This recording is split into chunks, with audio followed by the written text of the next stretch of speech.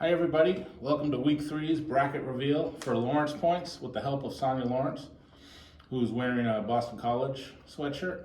They will not be in the bracket this year, although back in the Flutie days they might have cracked it a couple times. This is the incorruptible system with no opinions allowed in a world where we trust so little. Everything's fake news, fake elections, fake everything. This is the one thing you can count on. There's no way to corrupt it or to bias it. It is what it is. So with no further ado, let's go to the 16 seed. Looks like UCLA with 23 Lawrence points. They had a tough loss this weekend to Arizona that really hurt them. They would have, now they're just on the very edge of maintaining their spot in the bracket. Okay, 15 seed. Another Pac-12 that had another tough loss to a pretty tough Washington team. Once again, they are hurting themselves and in danger of falling out of the bracket with these late losses to teams they're favored over. Okay, 14. This is an interesting one because it kind of illustrates if you play a tough schedule, you can lose a few games as long as you also win some good games, like the Clemson game. So Notre Dame, despite having 3 losses, is the 14 seed with 23 points. Hat tip to my man Donnie Foley, legendary sports entertainment executive, for pointing out that Notre Dame's really came on strong and making sure I did the teams with 3 losses as well this week. Okay, let's do 13. UCF, Central Florida. They benefited from that win over Tulane. I'm sure that pretty much killed any shot Tulane had of sneaking in. And UCF I always think of because in that Scott Frost year where they went undefeated and beat Auburn in the bowl game, no team should ever go undefeated in college football and not win the national championship. In my system, they'd either won the national championship or got knocked out with a loss. That's one of the nice things about Lawrence points. No undefeated teams don't win national championships. Okay, we'll go to the 12. Another Pac-12 team. We have all these Pac-12 teams kind of in the back end of the bracket. Utah, always very tough, also with 2 losses. Let's go 11. ACC, North Carolina with 27 Lawrence points.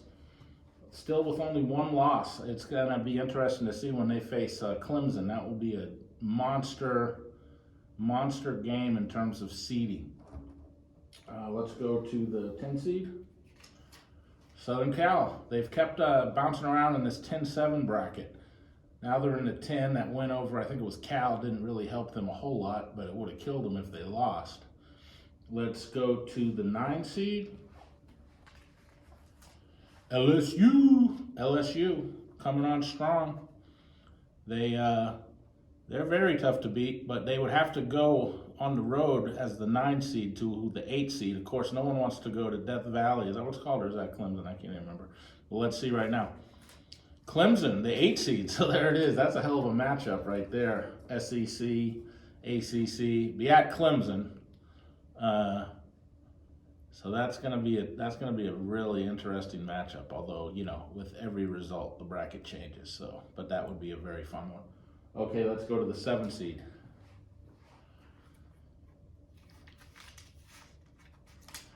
The Nittany Lions at the 7 seed with 32 Lawrence points. USC at Penn State is a pretty attractive matchup in the first round. I would really like to see that in Happy Valley, where everyone's happy. Okay, 6 seed. Alabama, a little higher than I would have expected. Alabama with 33 points. Having 2 losses to like 1 loss type teams really didn't hurt them so bad.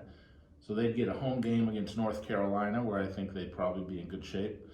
But then they'd have to play the next, arguably the next game would be on the road if the 3 seed wins. Okay, let's go to the 5 seed. Tennessee maintaining. They were in the 5 last week, so they stayed the same. Sonia, are you from Knoxville? I'm not. Why?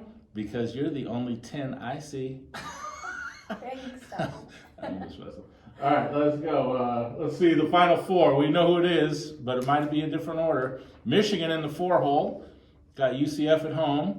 And then they get the winner of that Tennessee-Utah game at home. These are some pretty cool matchups. Michigan falling to the 4 spot. I believe they were 3 last week, or maybe they were 2. I don't know. But either way, they're still in the 4.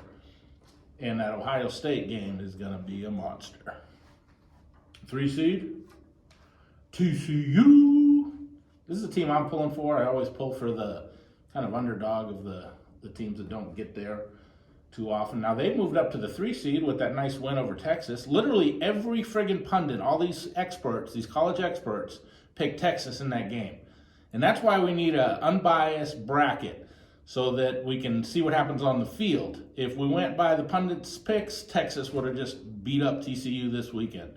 Even the bookmakers, who are a lot sharper than the guys who do who picked the bracket, got that one wrong. I think they had Texas as a 7-point favorite. So, even the sharpest people with the money on the line, you never know what's going to happen on the field. And that's why we play the game. Number 2, Ohio State.